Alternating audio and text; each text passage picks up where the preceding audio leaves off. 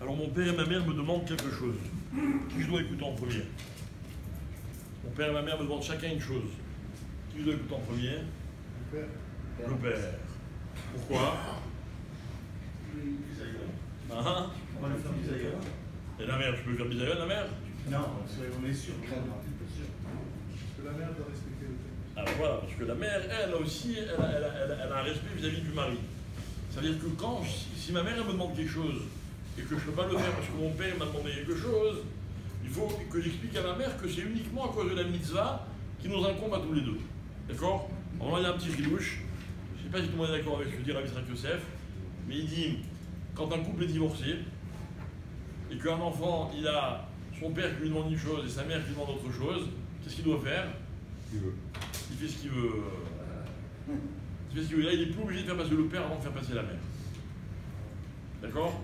Non, si vraiment il est malin, il peut dire à son père que sa mère lui demandé quelque chose, à sa mère lui demandé quelque chose, il est tranquille. Non, ça, c'est pas vrai. Ok? Maintenant, on avait étudié aussi une chose, c'est que le vrai kiboud avayam, le chiyuv, c'est quand mon père il me demande quelque chose qui est pour lui. Vous vous rappelez? Quelque chose pour lui.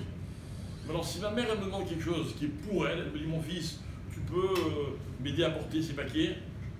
Et mon père il me dit, je t'en prie, est-ce que tu peux aller accompagner quelqu'un d'autre à la gare? C'est pas pour lui. Dans ces cas-là, la mère elle passe avant. Vous comprenez? Ça c'est des choses qui peuvent arriver souvent. Mon père il demande un service, mais c'est pas pour lui. Et ma mère elle me demande, et c'est pour elle. Dans ces cas-là, je dois d'abord rendre le service d'abord à ma mère. D'abord parce que d'abord à ce qui est pour le parent lui-même.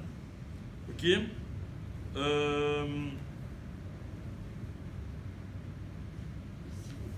Est-ce que des parents ils sont obligés de donner de l'argent à leurs enfants? C'est-à-dire, est-ce qu'un enfant il peut faire une histoire à son père pour qu'il donne de l'argent? Oui. Non. Non, le père il n'est pas obligé. On ne parle pas d'un petit enfant qui n'a pas de quoi manger. Mais dès que l'enfant il est en mesure de se débrouiller tout seul, ce que le père il veut, il lui donne. Ce qu'il ne veut pas lui donner, il n'a aucune obligation. L'enfant n'a aucun droit de lui exiger quoi que ce soit. C'est du que pressé. Voilà, je fais ça, mais c'est-à-dire qu'on ne peut pas exiger quoi. À partir du moment où il est marié, Pas seulement marié. À 6 ans. Pas seulement marié, dès qu'il est en mesure de se débrouiller tout seul. De nos jours, c'est plus 6 ans. Avec, c'est pas 6 ans. Mais dès qu'il est en mesure de se débrouiller tout seul. Hein? Ouais, mais c'était à l'époque, c'était pas. Non, chacun il peut consulter son raf pour lui prendre. C'est difficile de faire une généralité. Mais un enfant qui peut se débrouiller, ça dépend quoi aussi. Si un enfant n'a pas de quoi manger, c'est une chose. Si c'est pour qu'il se paye un gadget, c'est autre chose. Mais c'est-à-dire que. Hein? Même jusqu'à 50 ans, non, il n'y a pas de problème. Mais il faut que l'enfant comprenne que c'est pas un chiyuv. Il y a des familles où il y a des histoires. Ok? Par exemple, il y a des familles où les enfants ils se servent. En disant bon, de toute façon, un jour ou l'autre, ce sera moi, chemichement. C'est un sourd. Ça appartient au père. Le prendre, c'est du kézel. Non seulement c'est du kézel, mais en plus, c'est un manque de respect. Donc il y a un double issour. D'accord? Et si quelqu'un a pris de l'argent de ses parents, eh ben, il doit lui rendre. Il doit le rendre.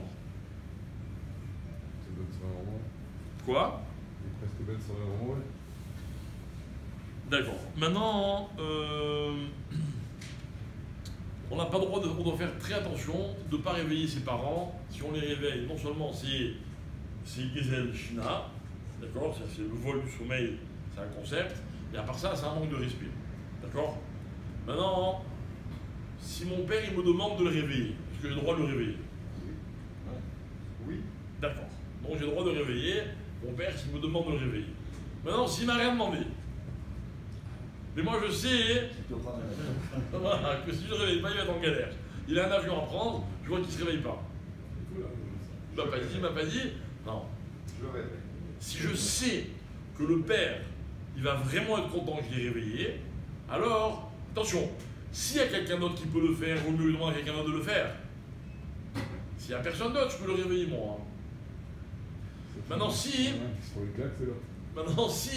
il y a un client qui vient et il me propose une super affaire, Et la clé du magasin, hein, elle est sous l'oreiller du père. C'est quoi la halakha? Le père il va s'énerver, il va dire moi tu es fou, quoi, tu ne m'as pas réveillé, ça on a raté une affaire à cause de toi. Ben, je vous pose la question. Non. C'est pas sûr qu'il avait raison ce goy-là. On le cite en exemple pour le respect qu'il a eu pour son père, mais entre-temps il avait perdu une sacrée affaire à son père. Peu importe. Alors c'est très simple. Si c'est le père qui va gagner, et je sais qu'il veut gagner, il y a des pères, ils s'en foutent, d'accord, de gagner. Mais il y a des gens, hein, tu leur fais perdre une affaire, ok, alors je peux le réveiller. Pire manque de respect.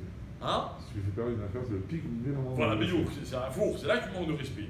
Mais si c'est le magasin du fils, alors là vous avez raison, même si le fils il perd une fortune, il n'a pas le droit de réveiller son père. Donc l'histoire d'Agmara, en fait, c'est qu'apparemment, c'était à lui, c'était au fils, c'était quoi là, l'histoire de la clé, là, enfin le diamant. Il y a un diamant, il y a la vache rousse aussi. Non, après il a eu une vache rousse.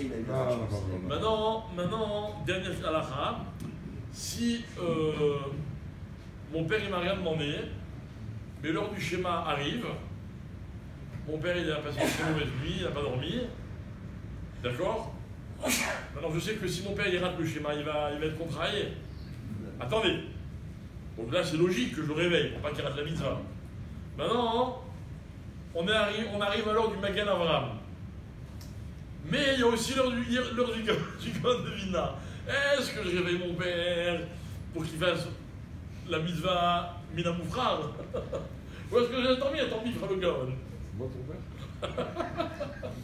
Voilà, et c'est ça là.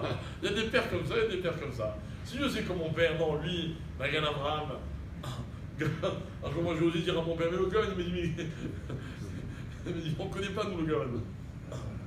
D'accord? C'est-à-dire que moi, on était macquille de faire Magan Avraham. Donc je sais que j'ai le droit de le réveiller. C'est-à-dire l'horaire le plus tôt. Ok? Mais si je ne sais pas avec certitude, ou si je sais que mon père, pour lui, ça lui est égal, alors j'ai pas le droit de le réveiller, je le réveille que pour le deuxième horaire. Bonne journée.